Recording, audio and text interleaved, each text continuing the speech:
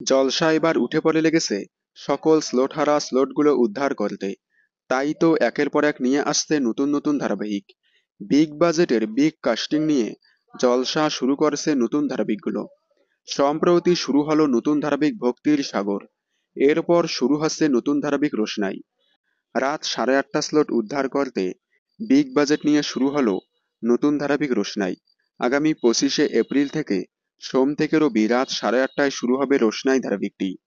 এবার রাত 8টা স্লট উদ্ধার করতে জলসা নিয়ে আসছে সুরিন্দাল ফিল্মসের নতুন ধারাবাহিক, যেখানে প্রধান চরিত্রে দেখা যাবে জনপ্রিয় অভিনেতা প্রতীক সেনকে এবং জনপ্রিয় অভিনেত্রী রত্নাপ্রিয়া দাসকে।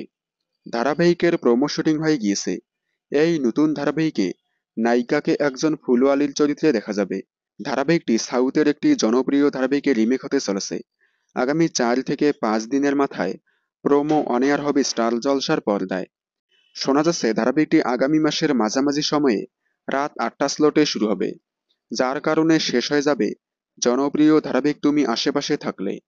আপনারা সুরিন্দাল ফিল্মসের এই নতুন ধারাবাহিকটি দেখার জন্য কতটা এক্সাইটেড কমেন্টে জানাবেন।